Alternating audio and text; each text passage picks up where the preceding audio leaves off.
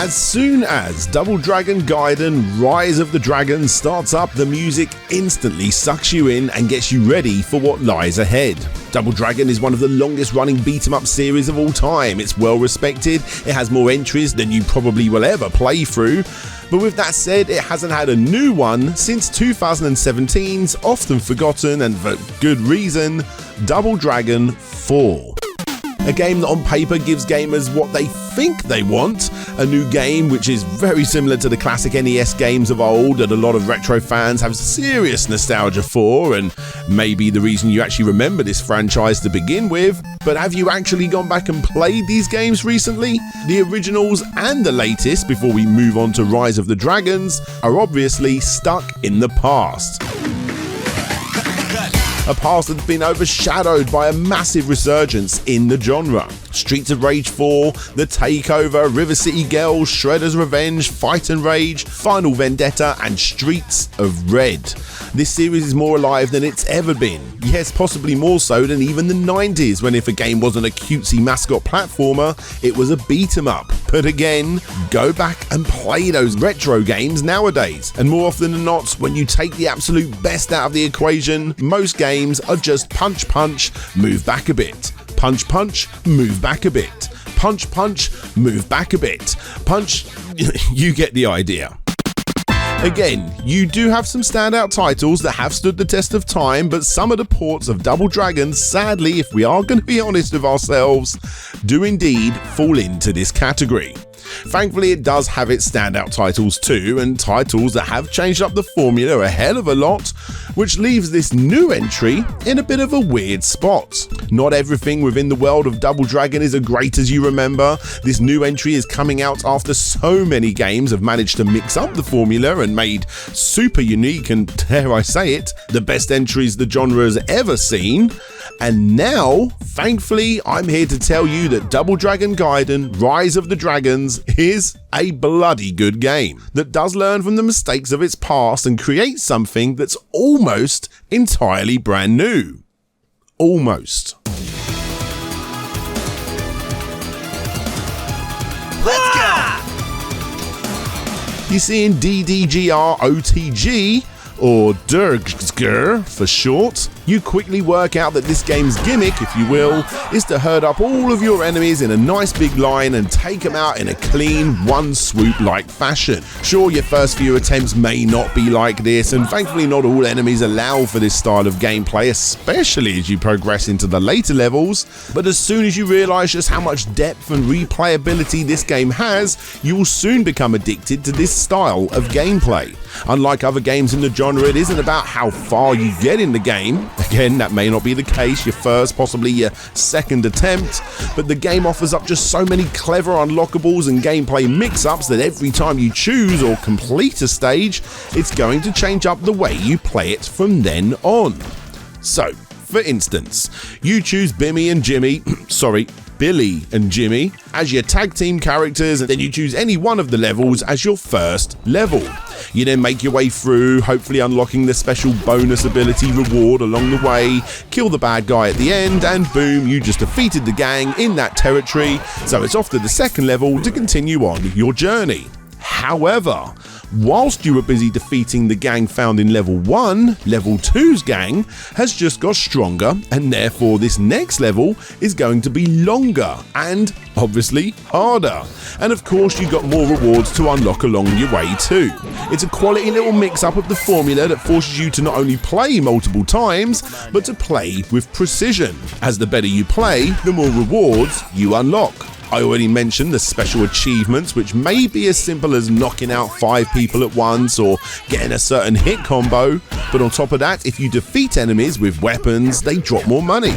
If you take out several enemies at once, they drop different types of food that, if you are already at full health, gives you even more money. And then you got loads of other little bits and bobs too, such as defeating quote-unquote bosses within certain time limits, among other things. And the reason you need that money is to actually progress in the game, as every boss or sub-boss you defeat ends with you being able to spend that money on upgrades, on poker chips that may be used to unlock extra characters and whatnot, or you could try and not upgrade anything and just get more money. And the reason why you might want to do this is because this game has no continues. Well, not unless you buy them, and the more you need them, the more expensive they're gonna be. Now, all of this may seem super complicated, but I'm very happy to say it's not. Nothing is explained to you here. You just choose a level and you fight. You then upgrade, choose another level, and fight some more. Its leveling up and its level exploration comes naturally, and the more you play it, the more of an addiction it becomes to discover what else your characters can do and what you can find in this world. It keeps you on the edge of your seat with its gambling mechanics. Do you level up your character? Do you take your money, or do you get poker chips to unlock even more characters and content? Either way, whatever you choose, you want more money, goddammit, and the only way you're going to get it is to play with precision and beat the enemies in a circus-like spectacle, knocking everyone out at the same time, or as this game likes to call it, crowd control. The more you do this in the easier stages, the easier the harder stages will become later on down the line. And thankfully, the more you do this, the better you will become as a gamer, learning all of the different movesets as you go along. I'm struggling to think of when Double Dragon has ever felt this good. Lining up bad guys and taking them out and seeing the constant zoom in of crowd control with the excited announcer is just super addictive. You may think that it becomes annoying seeing it constantly flash up on the screen, but I promise you, it isn't. Do you get annoyed when you're on a crazy good streak in Burnout, constantly taking down rivals? Hell no. And that's the kind of addictive juggling you do in this game. When you become good, you fly around the screen without a care in the world, juggling enemies, and combos have just never felt as good as it does right here. The only negative I have in this area is with the enemies themselves. They do tend to be on the dumb side of things quite often, struggling to get to you, or throwing dynamite and then just instantly walking on top of said dynamite straight after. But I suppose that's par for the course within this genre. Oh, and also, they have the ability to attack you by throwing knives and what have you from off the screen, which was pretty commonplace back in the day, but something more recent brawlers have grown out of. Sadly, Double Dragon Gaiden has not.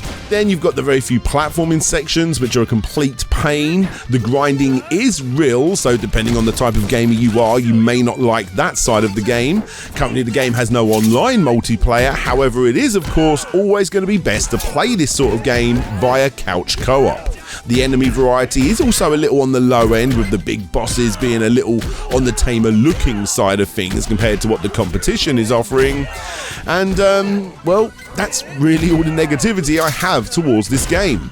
Double Dragon Gaiden Rise of the Dragons is simply a bloody good game that stands out in an increasingly crowded genre. Surprisingly, or not so surprisingly I suppose, the game shares most of its DNA not with previous Double Dragon games, but instead the often overlooked Streets of Red game, because, well, the same team worked on both.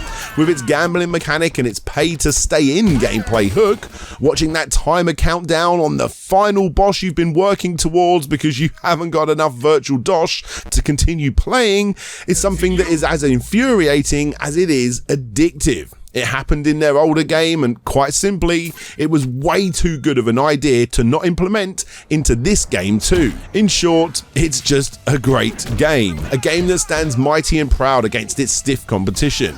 It has loads of unlockables, an insane amount of replayability, with each stage making the next one longer and harder. Building combos has, again, like I said, never felt more addictive without having to put in stupid hours learning how to break the game. Each character plays remarkably different than the last. You have an absurd amount of customization options, and more importantly for me, it has finally breathed new life into a dying franchise that has been long overdue its rightful return to the genre that it helped make. And again, the soundtrack is amazing.